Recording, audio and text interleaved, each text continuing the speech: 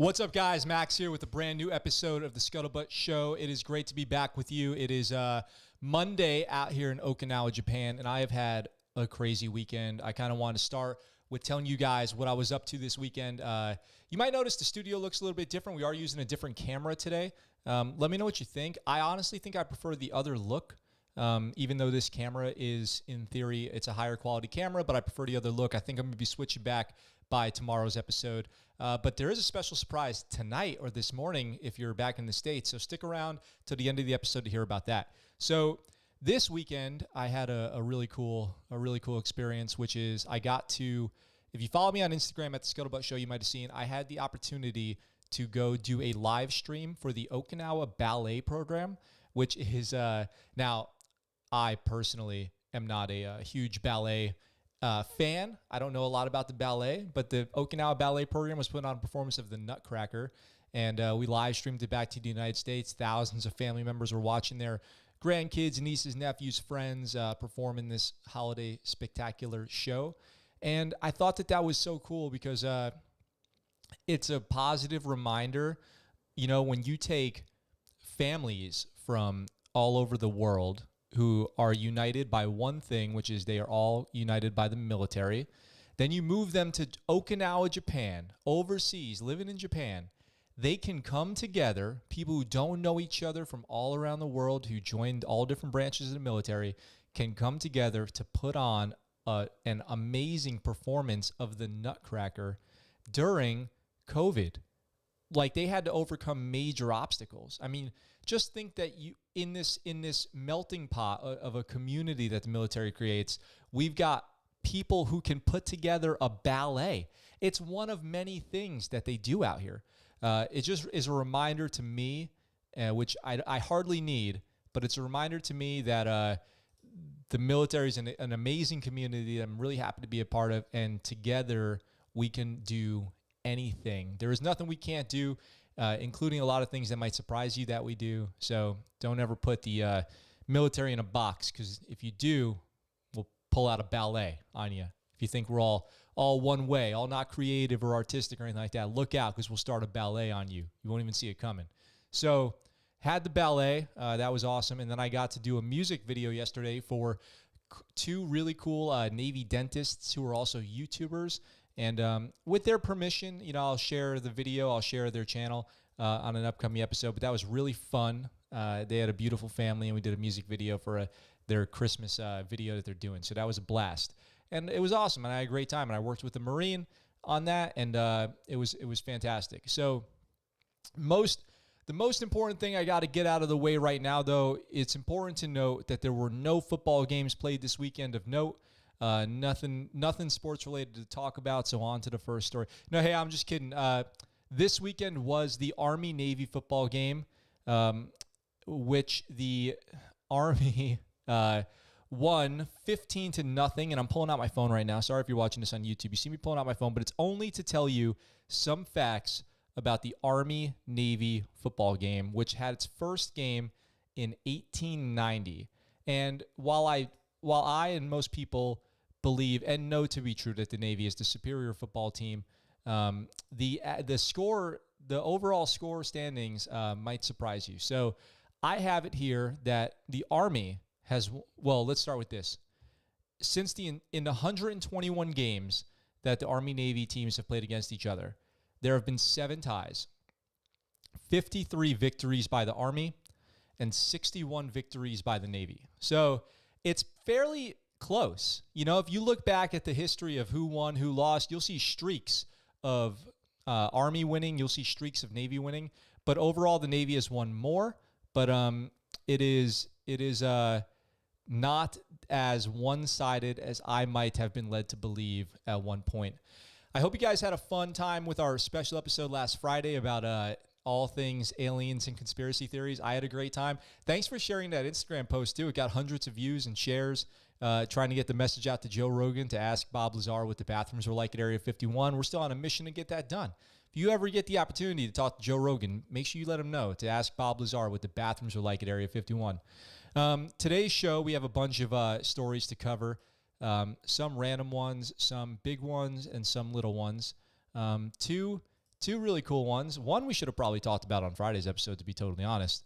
But we're gonna go on with the first story of today, which, you know, I don't like that I have to do a story like this. I don't like that I have to cover it, but, you know, I've seen it many times, and we have to remember that these types of things can invade the military as well, right? So over here on Navy Times, I found this article. Navy mechanic pleads guilty to producing child porn. And I've heard a bunch of stories about, you know, military. Let me put 7 minutes on the clock. Military getting involved in like sex trafficking. Obviously, it happens overseas all the time with, you know, brothels and stopping in port and things like that. Escort services and the such.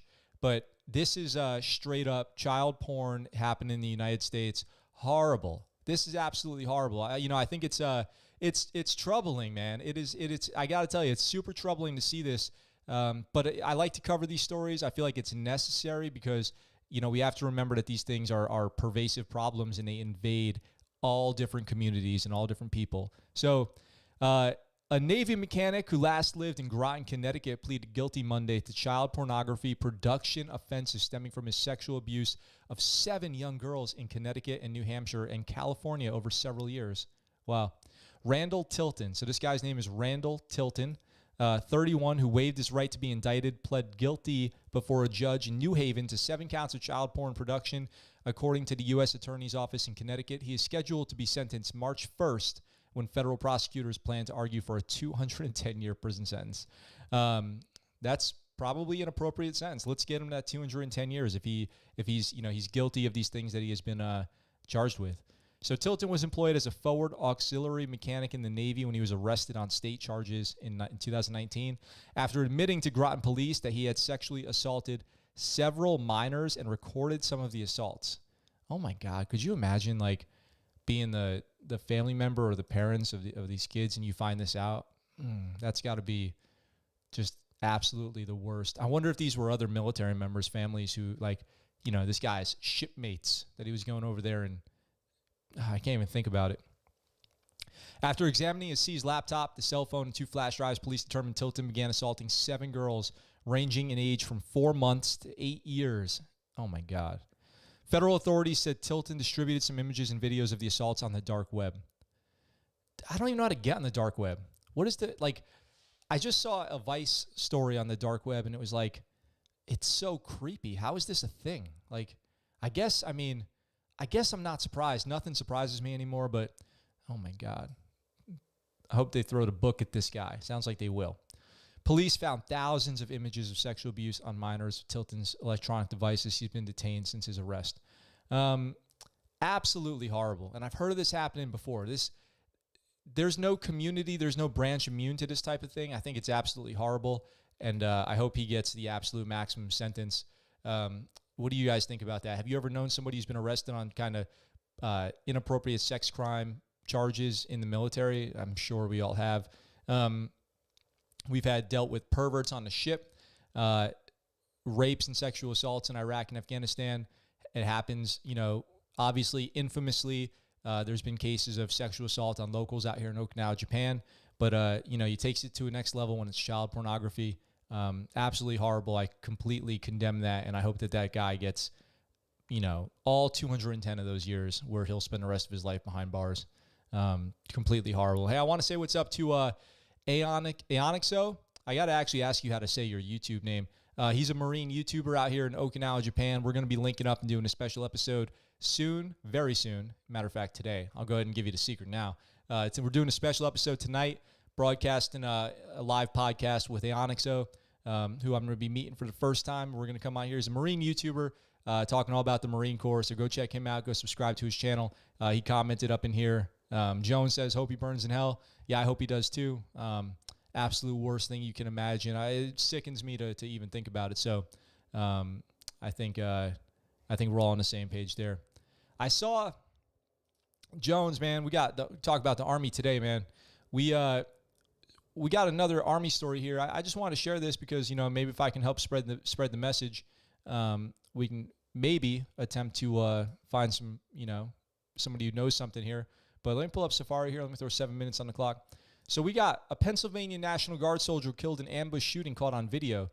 So this female here, Philadelphia police have released surveillance footage that captured the fatal shooting of a Pennsylvania Army National Guard soldier in November in an effort to identify the two gunmen who appeared to ambush her.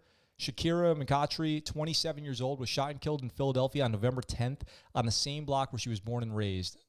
Surveillance footage released by Philadelphia police shows McCautry walking down her street when two unidentified suspects rapidly approached her and fired off several rounds before fleeing the scene on foot. 22 shell casings found just feet away from her. So there's a video here. Shakira, she was beautiful, Leslie McCautry said. She was in the military. For her to get killed in her own neighborhood where she was born and raised, it doesn't sit right with us at all. The Philadelphia Police Department is currently offering a $20,000 reward for any information that leads to her arrest or conviction. So this video here, I will play it for you guys. So it is, let's see, do we have any sound here? I'm not sure there's any sound on this video. But what you see here is, so there's these photos of the suspects, and it says this is from the Philadelphia Police Department Homicide Division.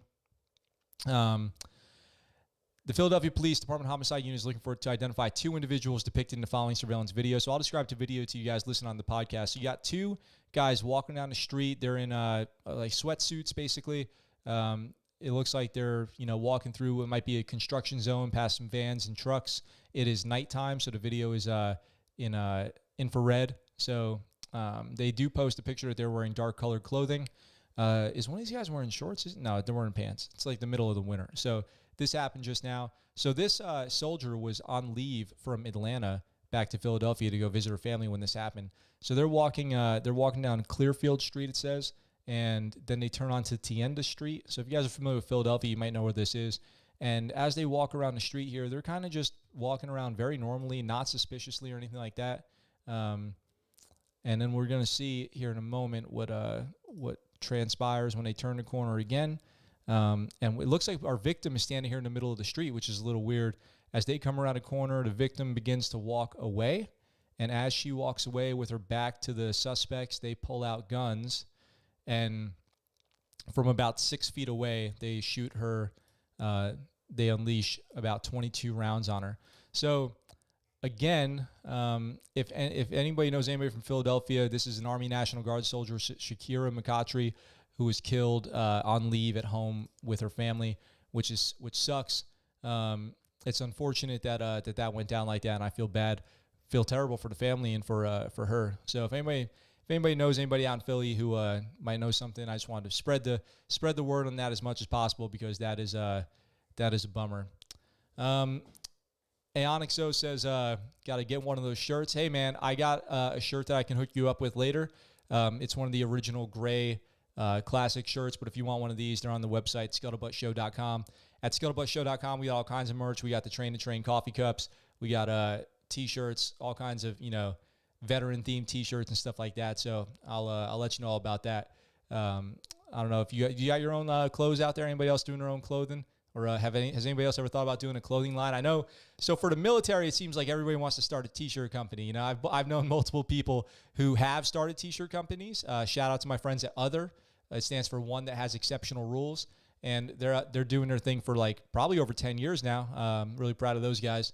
And I know I have tons. Well, I say tons, but it's like probably 5 or 6. But honestly, what we're like in regards to what we're talking about, I feel like that's tons of people who've bought silk screens. And they're making T-shirts out of their garage. And so since I've had the ScuttleButt Show now for a few years, I decided it was time for me to have some merch of my own. So we've got stickers, T-shirts, all kinds of stuff. Maybe if you guys haven't seen this, I've got a Patreon up now. So over on the Patreon, we do behind-the-scenes, making of the show type stuff. So if you're interested in supporting via Patreon, you can do so for as little as $3 a month. That's the best way to support the show, and I would appreciate it. Right now, we don't have any Patreon, so you could be the first. And at $10 a month, you even get a free T-shirt. So it's a win-win. I did this video last week on General Lloyd Austin becoming SecDef, and I think that it's an interesting pick. I mean, it's obviously like a guy who's going to get along with Joe Biden. But I saw this article today. Let's go over it together. So there's a battle brewing. If you haven't seen my General Lloyd Austin video, you can check that out. Everything you need to know about Lloyd Austin on my YouTube channel now. So there's a battle brewing in Congress over Biden's defense secretary pick. Retired Army General Lloyd Austin left active duty in 2016, which is really not a big deal. I think Jim Mattis was off active duty for about 2 years when he became SecDef. Task and Purpose magazine reports here. Once again, lawmakers must decide whether to allow retired general to serve as defense secretary, even though he has been out of uniform for less time than the 7 years required by law. As you guys might know, there's a federal regulation that dictates that you cannot become a federal employee after leaving military service for 7 years. So that's GS. That's, all kinds of stuff. So it can be waived. For a lot of people, that's what they do, is they get that waived. It's pretty common, to be totally honest with you. People go from military to government service all the time. If you know people who've retired from the military, and this is myself included, people who get out, retire from the military, and then you see them in uniform one day, and the next day they're walking around your command in civilian clothes. I'm like, oh, call me Joe, and I've got a beard now, and now it's like my rank just went up by 10 pay grades because I'm a civilian. You didn't listen to me when I was in E4, but now I'm Mr. Bloom, and now I'm in charge of this entire command. So it's too funny how that works so often. So back to the article. Retired Army General Lloyd Austin left active duty in 2016 after 41 years of service. He is a Silver Star recipient. That is not a Silver Star for Valor, by the way, just so we're all clear. And has had, it's like when you get a Bronze Star for, being a top, employee during a deployment. It still doesn't mean you didn't do a good job. Doesn't mean you weren't there and doing it, but there's a distinction between Valor Awards and non-Valor Awards. So if confirmed by the Senate, he would also be the first black man to lead the Department of Defense. That's great. This is the second time in 4 years that Congress has been asked to grant a waiver to a law that prevents commissioned officers from becoming SecDef unless they have been retired for at least 7 years. Jim Mattis was granted a waiver in January 2017. At the time, Mattis was only the second officer since 1950 to receive an exception to the law. But the waiver to become a federal employee, that happens all the time for people. In order to be confirmed as SecDef, Austin will have to overcome the concerns of more than a few lawmakers who are worried that having another recently retired general leading the Pentagon could erode civilian control over the military. When was the last time a civilian was SecDef? I'm not even sure. It has definitely been prior to, since Trump's been in office, there has not been a civilian in charge of the as Secretary of Defense, even though we've had a few, including Chris Miller now, who, poor guy. Poor Chris Miller only gets to be SecDef for a couple weeks. Slotkin, a former, but you know what though?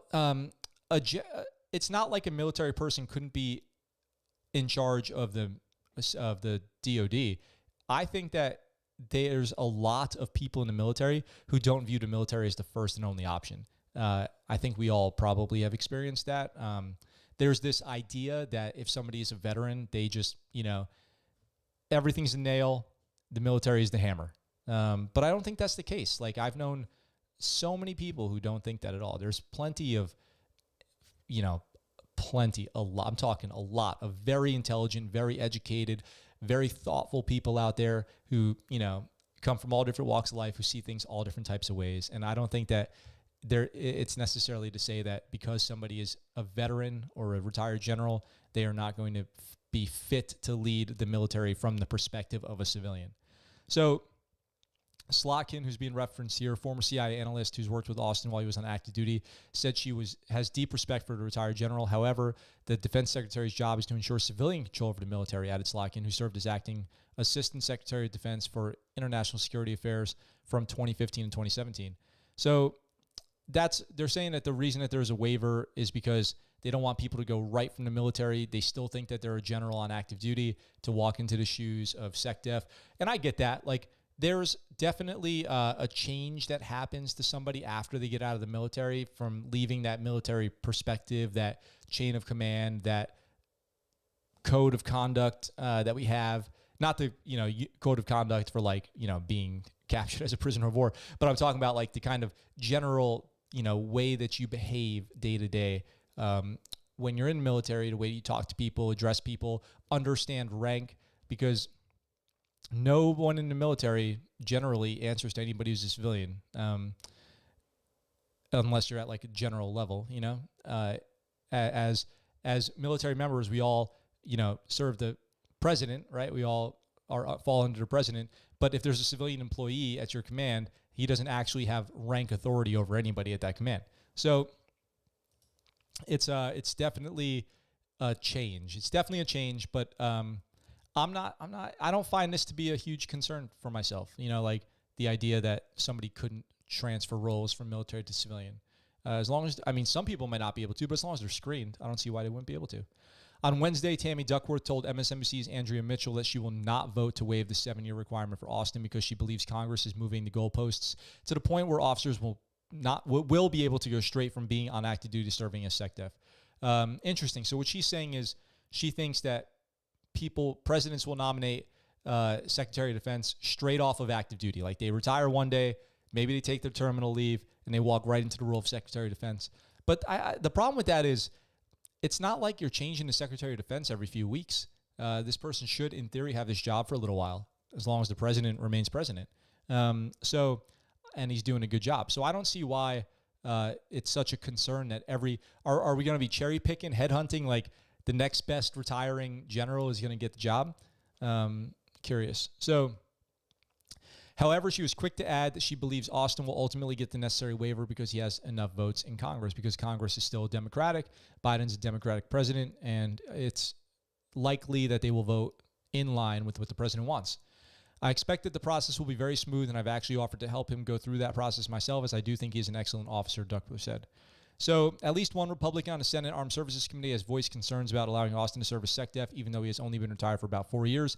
In the video that I posted the other day, I do talk about his role in overseeing the withdrawal of troops from Iraq. He was in charge at that time, and he was also in charge of CENTCOM during the rise of ISIS, and reported to the Senate a misrepresentation of the military presence in Syria at the time, implying that he either had misinformation or was trying to mislead the Senate on what was currently happening over in Syria. So we will see. The concern that I've heard expressed from other places that I've read, and what probably is the concern that I would most have, even though I don't really feel that strongly about it right now, is that he will just do exactly the same stuff that he did before. There will be no change, and because he was working for Obama, Joe Biden will come in with the same policies, and it'll just be more of the same stuff in the Middle East that did not work before.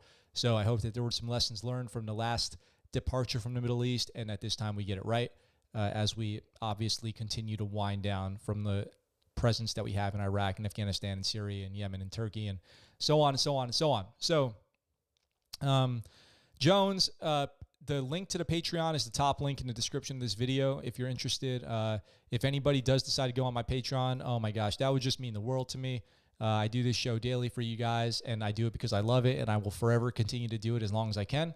But if you want to show support by becoming a Patreon, wow, that would just be awesome. I appreciate you guys tuning in, hanging out with me while we do this show.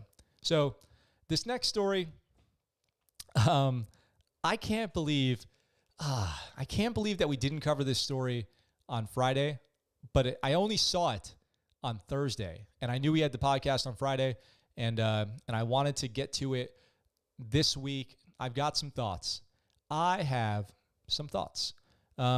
If you've ever seen the movie The Men Who Stare at Goats, about the government project to make soldiers have telepathic abilities to make a goat die, have a heart attack just by, projecting their thoughts upon the goat.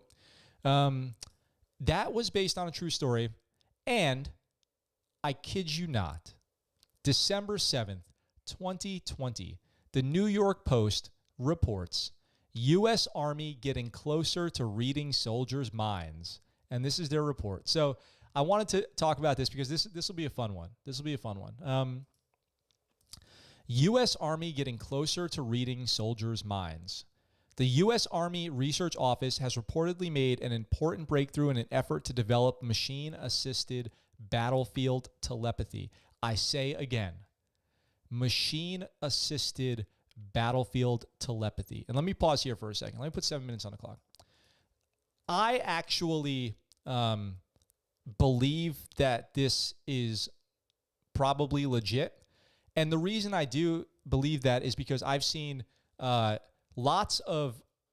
read lots of reports on the way that science has developed abilities to understand what we output electrically as we think. And what I mean is you can look up videos on YouTube from different universities and scientific organizations where they've hooked up electrodes to people's heads and then had them play like Super Mario. And as Mario's running, they think about him jumping and he jumps. They think about, in another example, they think about a color and a color appears on the screen. They have been able to read signals coming out of your brain when you think happy thoughts, sad thoughts, anxiety, stress, fear. They have the prosthetics now that you can control with your mind, right? So they've been able to link prosthetics up to your body and read the electrical signals, and you can control a prosthetic arm or leg with thoughts. They even have been able to recreate imagery from dreams into something you can view on a TV, reading the electronic signals that are being sent from the mind. So it is legit science to believe that somebody's thoughts could be interpreted into actions or sent into some kind of communications device. Totally, I'm on board with that 100%. Even Elon Musk is working on a Neuralink. Have you guys seen that? Elon Musk is, if you guys have thoughts on that, our symbiosis that we're getting with technology, where soon we'll be plugged into a device 100% of the time that is reading our thoughts and helping cure and fight disease, early detection of problems, repair damaged functions, all kinds of stuff. And hey, text your buddies. Let's be honest. Text your buddies saying, "Hey, what's the plan? It's Friday night. What's going on? I was just thinking about you, and now you know it. I was thinking about you, and I know that you're thinking about me because our brains are linked now through our cell phones. Thanks to Sprint." So, so let's get back to this article. So the Army, which like totally makes sense. Like the military should totally have this too. Researchers have isolated brain signals involving physical motion from signals that don't involve movement. The seemingly small step by Army-funded researchers at the University of Southern California allows the military to more finely parse the remaining brain signals for potential use in nonverbal machine-facilitated communications. Again, I'm going to read that last part. Researchers have isolated brain signals involving physical motion from signals that don't involve movement. Hamid Krim, a program manager for Army Research Office, told the tech publication C4ISRNet, which is a really great website, that the next step after that is to break it down into words so that you can synthesize it in a sense. Like you learn your vocabulary and your alphabet, then you're able to compose. So the soldier would have to understand how to think in order to send a message. So there is a specific way that you would output these signals from your mind. So Krim said prior studies determined that the brain emits stress and... Oh, this is what I said. Yo, listen. If you guys have been watching the show for a while, I know what I'm talking about, okay? I will say something, and then I'll find it in the article or what my prediction was about what's going to happen. Always seems to happen, so subscribe. Krim said prior studies determined that the brain emits stress and fatigue signals before a person realizes that they're experiencing either. The latest research was performed on monkeys. Krim said that the research is intended for mind reading among compatriots. I wish he didn't say compatriots. Wearing advanced technology rather than offensive telepathy involving reading the minds of enemy fighters. Could you do that though? Like do that too. Definitely do the latter. Do both. Okay? Do both. In a theater, you can have two people talking to each other without even whispering a word. So you and I are out there in the theater and we have to talk about something that we're confronting. I basically talk to my computer. Your computer can be in your pocket. It can be your mobile phone or whatever. And that computer talks to your teammate's computer. And I'm assuming that would mean their phone or whatever. And then his or her computer is going to talk to your teammate. So it would go brain, computer, computer, brain. The Army has budgeted $6.25 million over 5 years for research. And it goes on to say that's a relatively small amount of money. You think? What do we spend? A freaking Hellfire strike costs more than $6 million if you factor in the whole flight and everything. Are you telling me, is what you're telling me that the military is willing to spend hundreds and hundreds and billions of dollars on all kinds of junk. Like seriously, junk. Windows 10, junk. And they can't spend, hold on. When you open an internet computer, what am I saying? How old am I? When you open the internet on a computer at work, it goes to Bing. Are you telling me we're still using Bing and we're investing in Bing, but we can't get a few more bucks for mind control? Yo, listen, if you're a government contracting official or you're the money spender person and you listen to the ScuttleButt Show, which you should be, invest more money in mind control. It seems like the obvious answer. Imagine you could communicate through thought, okay? Let me tell you where that would come in handy. Underwater, in the sky.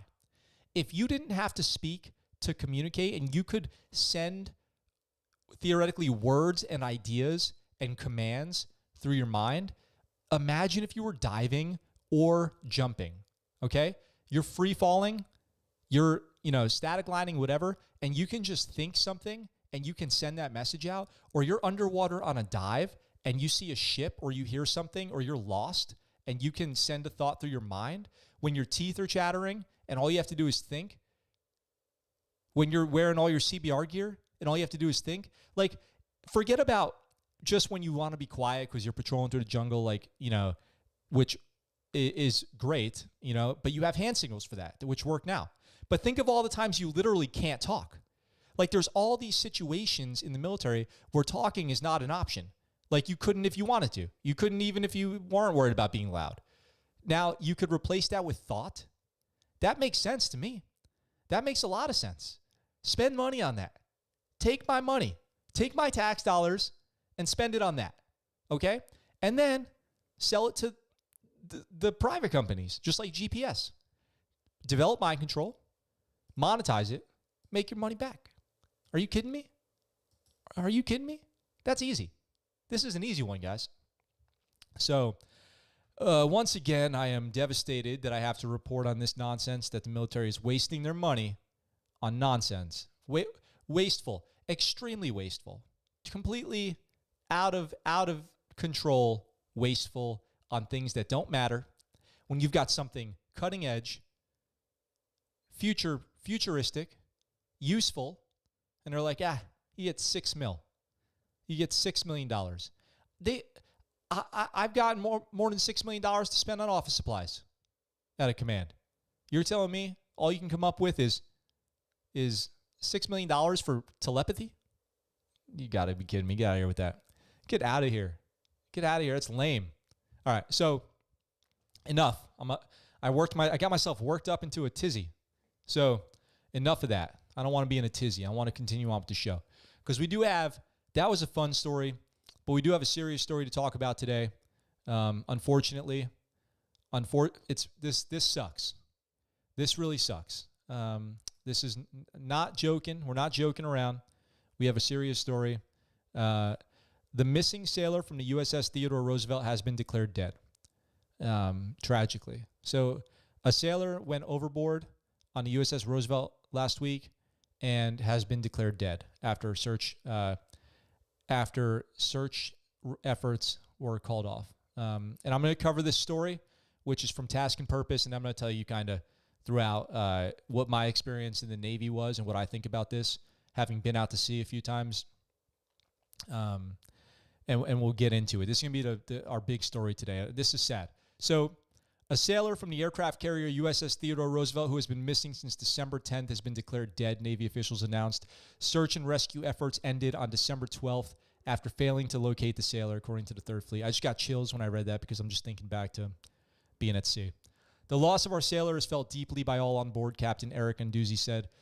He's the Theodore Roosevelt's commanding officer. The entire Theodore Roosevelt team sends our deepest condolences to the family of our missing shipmate.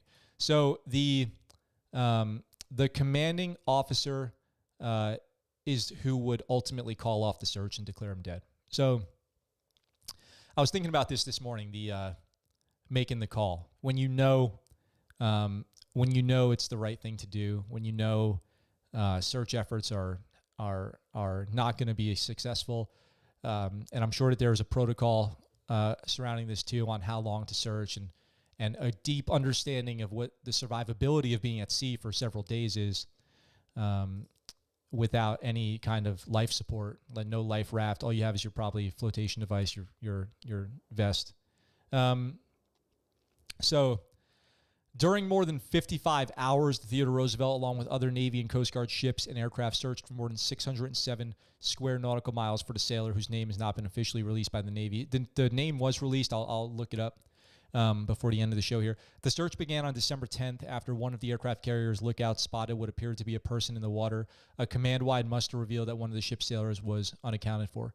So let me walk you through kind of what that looks like. So on a ship, on an aircraft carrier. So I've been on the type of ship that the Roosevelt is, okay, a nuclear-powered aircraft carrier. I spent years on it. You've got people standing watch who are looking out for things in the water, okay? One of the things they're looking out for is man overboard. There are a lot of ways you can fall overboard, okay? When you're out on the catwalks, or what's called the area around the ship, which is a graded ground, you look down, you see water. It's if you have a fear of heights or a fear of falling into water, that would probably be pretty overwhelming for you as the ship steams through the water. You see the rip current, or the wave break that it's making as the ship cuts through the sea, and it'll give you vertigo too as you look down at it. And so there are areas where there are no catwalks. So you could be on the flight deck, for example, and you're standing on the side and there is no catwalk there. There might be what's called the scupper, which is like a gutter around a ship, but then there would be no catwalk. So if you fell over at that point, you would fall right off. Some examples of that are the elevators and some of the areas around the guns. So, and on the edges of where the cats are, the catapults. So the fear of falling over exists. It's definitely something to be concerned about. Now, another thing about falling overboard is darkness. So let me tell you a little story. I've been out on the flight deck when I was a junior sailor, out on the flight deck of an aircraft carrier when they turn out the lights and it goes black. It goes pitch black. And you don't have a light. And if you do have a light, it's supposed to be a red or blue light. So there's not a lot of emission from that. So you're not going to see very far. I've been out on the flight deck with no light, and you're not, I'm talking before cell phones, okay? So I didn't have like a cell phone flashlight. And I'm also talking, and also you shouldn't have your cell phone out there anyway, because that's FOD, or, foreign object damage threat. So anywhere near airplanes, you're not supposed to have anything in your pockets. So you shouldn't, in theory, have your cell phone. You go out there, they turn the lights off, and I'm not joking when I say I was scared. I was as scared that first time out on the flight deck of an aircraft carrier in the pitch black when they turn out all the lights and go into deceptive lighting than I ever, as scared as I've ever been in Iraq and Afghanistan, doing helo operations, anything else that I ever did in the Navy. And I remember just sitting on the ground, grabbing a pad eye, because the ship's rocking, listing, right? And it's going. And just laying on the ground, holding on to something, trying to figure out where I was. And I didn't know, if I took a step, I didn't know where my foot was going to go. That's how dark we're talking about here, okay? I could take a step forward, and I wouldn't know where I was going to end up, okay? I would have, for sure, easily walked off the flight deck. Now add 20, 30, 40 knot winds, okay, on the flight deck. I don't know if this guy fell off the flight deck, but I'm just saying the ability to fall off of a ship is extremely real, okay? The threat is real. So one of the ship's lookouts, which is generally like a bosun's mate, seaman out there with a pair of binos, binoculars, looking out for somebody, calls in somebody else. So it doesn't even say if he had his flotation vest on. The Theodore Roosevelt is in the Eastern Pacific. We just reported on them, didn't we? The Roosevelt's back at sea. So, excuse me. So there's these watches who are looking out specifically for people falling overboard, for anything in the water, unusual ships, maybe looking for help. So they report somebody overboard. At this point, they would have done a call over the ship's 1MC, or the ship's announcement system, saying, man overboard, man overboard. And at that point, everyone in the ship, no matter what you're doing, you secure what you're doing and you do an accountability check. They muster everybody on the ship. Every single person gets accounted for, and they report that to the commanding officer. They do this in drills. Every time you go underway, they do this, and they do it in drills randomly. And usually, if you're sleeping, if you're a night watch person, you're sleeping during the day, you're screwed because you have to get up for man overboard. So they go down there and they do an accountability of everybody, and there's somebody missing. So an aircraft carrier full of thousands of people, they do an accountability. That takes maybe up to 15 minutes. 15 minutes would be a slow one. I've seen them go 20, 30 minutes, but 15 minutes would be a slow one. So normally on a man overboard drill, you would do an accountability. If somebody's not accounted for, they'll start searching for them. Okay, so they'll start searching for them. If they don't find that person, they'll declare a man overboard. They'll start looking in the water. But they had actually seen somebody in the water. So one of the watchers reported seeing somebody in the water. So they knew if they saw somebody in the water and they're coming up missing one person, there's probably a sailor from the ship in the water, which at this point, that is a scary, scary realization. So they would launch helos right away. And if they were doing flight ops, there would already have been helos in the air because an aircraft carrier does not do flight ops without a helo in the air. So they would start looking. Then they would call the Coast Guard. Then they would call other ships in the battle group to help conduct a search with all the other helos because other ships will have helos on them too. And they'll go out and they'll look over. They'll have airplanes up looking over. The person, if they had their flotation vest on, could have had a whistle. They could have had a strobe light, and they could have had colored dye for the water. So the Theodore Roosevelt got underway early last week and is currently in the Eastern Pacific. Investigators are looking into how the sailor went overboard. The Third Fleet News release says, so they don't say how he went overboard. The Carrier Strike Group 9 team sends our thoughts and prayers to the family and loved ones of our missing shipmate, said Rear Admiral Doug Verissimo, commander of Carrier Strike Group 9, in a statement. I offer my thanks to all the sailors and Coast Guardsmen who were involved in the search. And that's the end of that article. So let me look up really quick what the name of the sailor was. I'm typing. All I can say while I'm typing is that I'm typing. And then, so let's see. Do they say who this is? I'll keep looking for it. So they did declare him dead. And the thing with that is, there's just so much you can do. If you're in the water, if a sailor is in the water from a ship, and the ship loses sight of that person, the likelihood of them being rescued drops to almost zero.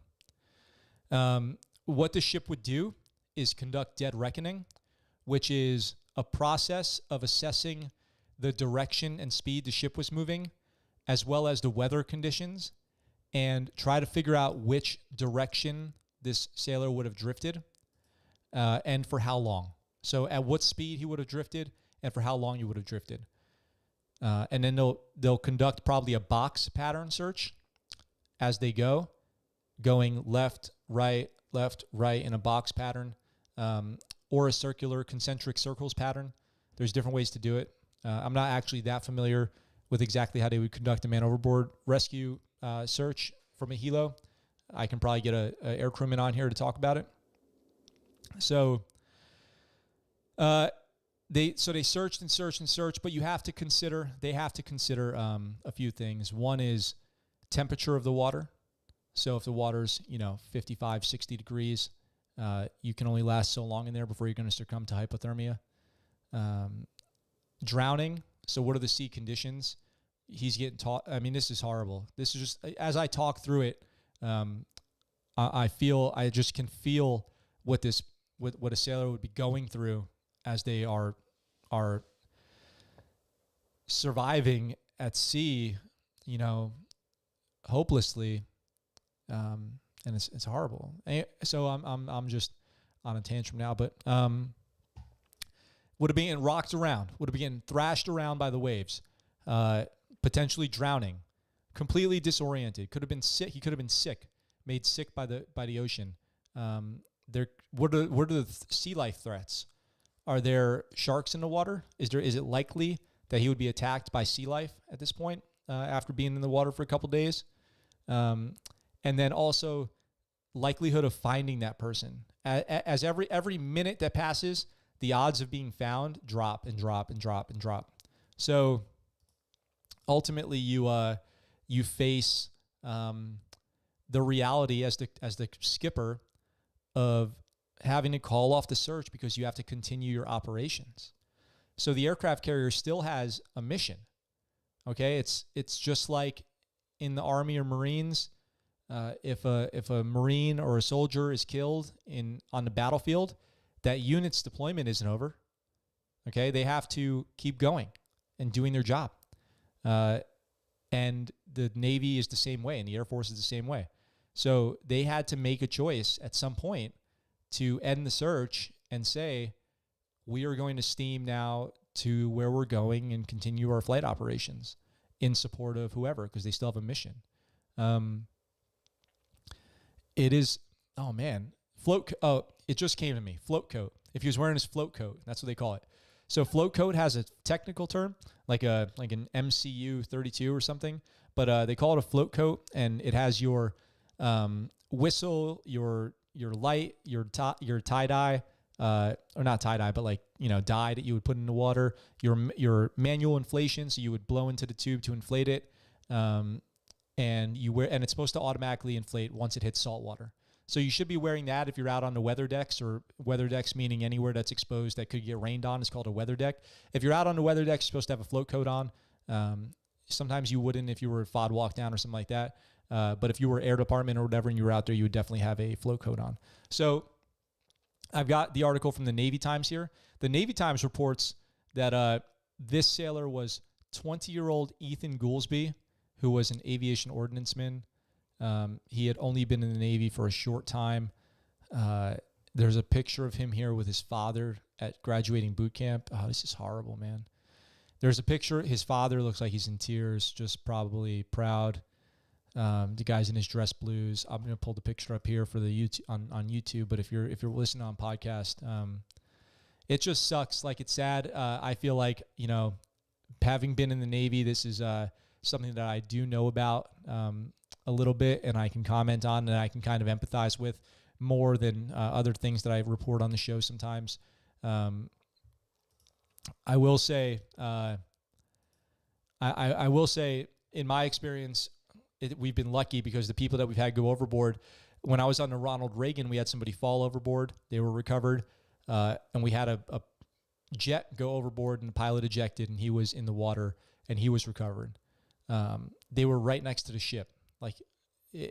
Luckily, the ship was so close, they were able to identify them and keep eyes on them for long enough to recover them. But I know it's probably seems to you guys like, if you haven't been in the Navy, if you haven't been on a ship, like, how does this happen? How could they lose sight of them? Like, why didn't they just go pick them up? Why didn't they just sail up next to them and pick them up? But you're talking about an aircraft carrier here, a massive, gigantic ship that cannot just maneuver quickly enough or get close enough without killing the guy itself.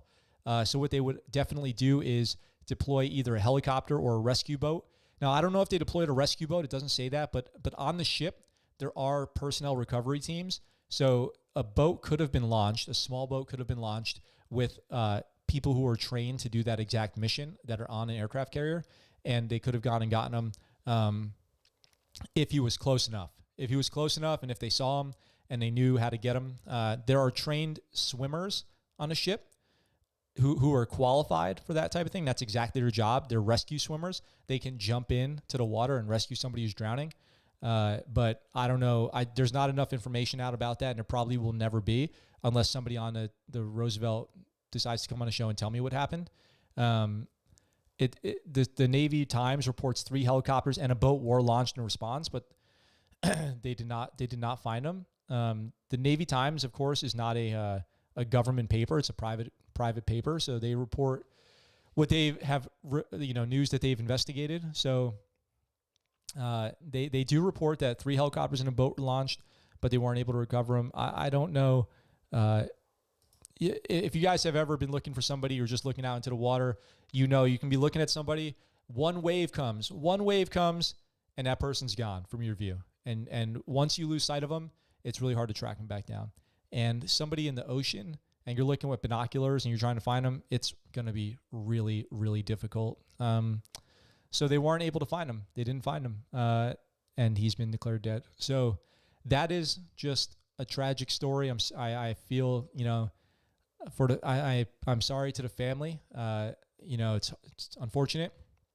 It does happen in the Navy. It does happen. It is, the Navy is not safe and sound. When you're out there on the ship, you're not just safe and sound. There's a lot of threats out there. You're probably not going to get shot on an aircraft carrier, but there are a lot of threats. You could get overboard. You'd be killed in a maintenance accident, in an aviation accident. It's just, it's not a free pass out there. We had those ship crashes a few years ago. So just want to send some love out there to the Navy, who's getting after it, doing their job. All right, it's 11:51 in the morning here in Okinawa, Japan. Like I said earlier, Jones, it's horrible, right? It's sad. Sad for the family, who I know, based on the Navy Times article, the family was pretty distraught at what's been going on. They wanted more information from the Navy, but the Navy was doing their investigation, conducting their search. So I do feel for the family out there. It's very unfortunate. So with that being said, today was a good episode. Thank you guys for tuning in. We had a lot of streams today. I appreciate it. A lot of people tuned in. Tonight, 1900 Okinawa time, which would be, oh my God, math in public. It would be like 2 a.m. on the West Coast or 5 a.m. on the East Coast. We're going to be going live with Aonixo. He's going to be coming over here in the studio. I'm going to have it set up for 2 people. So he'll be coming over to join us. I'm really excited to meet him and do this episode together. Go check out his channel if you want to see some Marine Corps vlog stuff and talk about the Marine Corps and kind of see what he's doing out here in Okinawa. He's got a good channel, some fun stuff, some helpful stuff for the Marines. And we're going to be getting out here talking about YouTube and other stuff. And then we'll be back tomorrow with our regularly scheduled live broadcast. I am excited for that. We have some cool stuff. And I'll probably have a couple stories coming out in between. One of them is going to be me reacting to JTSuits, which I put on the description here and I didn't get to. We ran out of time. And I do apologize, but I'm going to get a separate standalone YouTube video out about that soon. And then the female commanding officer of the new aircraft carrier who just got selected, the first female commanding officer of an aircraft carrier. I do have some thoughts on that. All good thoughts. So I look forward to talking to you guys about that soon. I'll get you out of here a little early today. It's 11:53. So stay tuned. We do have a second episode coming today. Some more videos coming. And so stay tuned for those. Check those out. If you haven't already subscribed, do that. If you haven't been over to ScuttleButtShow.com, it's linked down in the description where you can get all your t-shirts and merch and check out the channel, and as well as our Patreon. If you want to go check us out on Patreon, that would be amazing. If you just click the link, don't even sign up, that would mean a lot to me. So with that, I look forward to talking to you guys really soon. I am out for now.